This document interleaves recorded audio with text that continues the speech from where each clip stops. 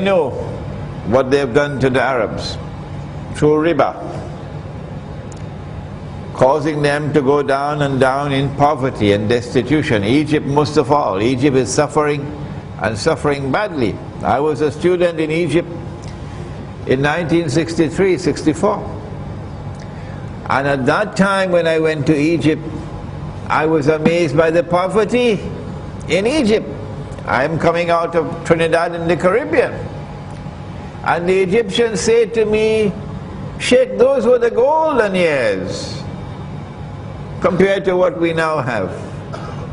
So the suffering of the people is so intense, it's as though no rain is falling, and just one match is enough to start the conflagration. So they knew that. They knew that. And they were waiting for the match. It happened in Tunisia with a young man who, So to say that everything is pre-planned, no. It is pre-arranged in the sense that you prepared the conditions with no rain falling. Okay? Is this beneficial for Israel? Yes, it is.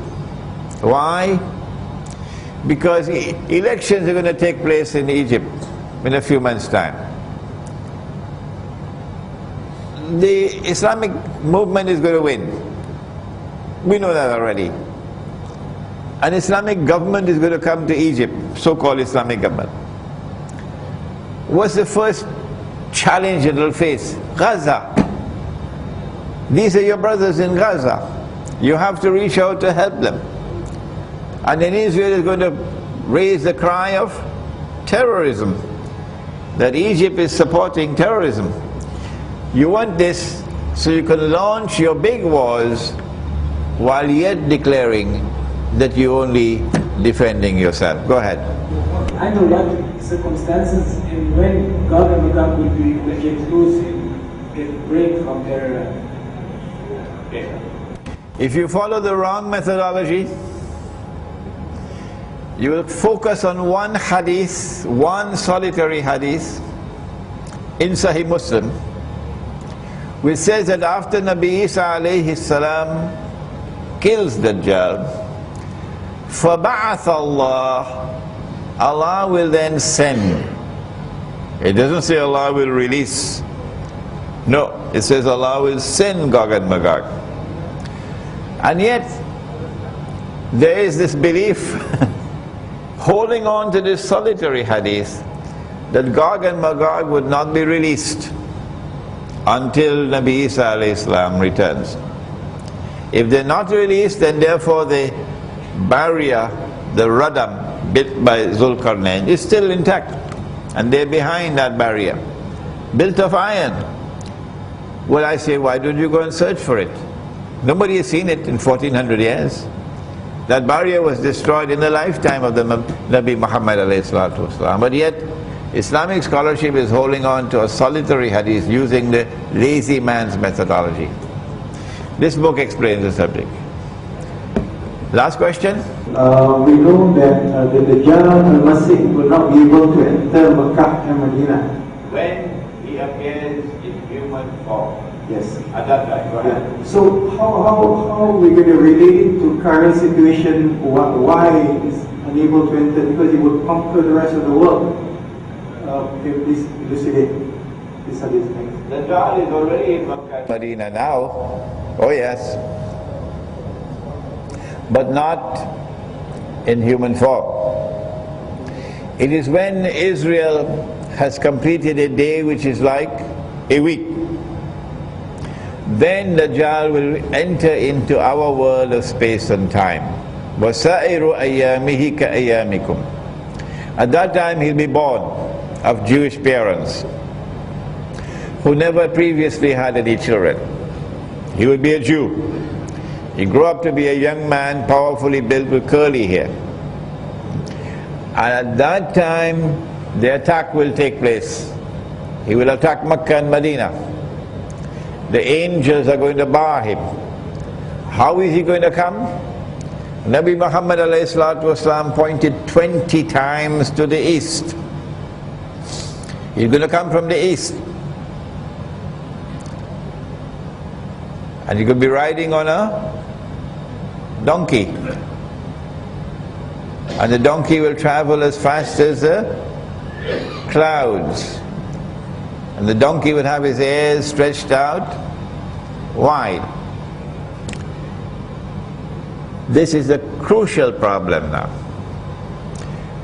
We say that this is religious symbolism. And this flying donkey is the modern fighter aircraft.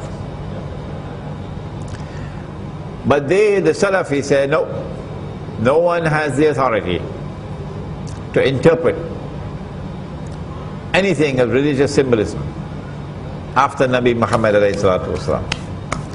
And so they're waiting for the flying donkey. Okay? And so when Dajjal is in human form, at that time he cannot enter Makkah and Medina. But at this time, before he enters into our world of space and time, he said to Tamim al-Dari, the hadith is in Sahih Muslim, that when I'm released, because he's still in chains, this book will explain it to you, I will enter every town and every city. Every town and every city means including KL. But notice he didn't mention Kampung. He didn't mention Kampung. And so we say that there is safety for us, for our faith, for preservation of faith, safety in getting out of the cities and moving to the remote countryside. Number two, the army which is going to liberate the Holy Land is not going to come out of KL. No. That army will comprise of people who have no fear of death. I read a work, I'm reading a work about the Islamic resistance in Mindanao. How many centuries they fought? And they defeated Spain in Mindanao. And the American writer who wrote about this history, he said about these Mujahideen in Mindanao, what was remarkable about them was none of them had any fear of death. None. You can't produce that kind of people today. Men with backbones made of steel, who fear none but Allah, and who are not afraid of death. You can't produce that today in the modern city. You got to go back to Kampung, go back to the remote countryside, and build a life which is free from the attacks of Dajjal. And these are the people who will liberate the Holy Land. ربنا تقبل منا إنك أنت السميع العليم وتب علينا يا مولانا إنك أنت التواب الرحيم برحمتك يا أرحم الراحمين.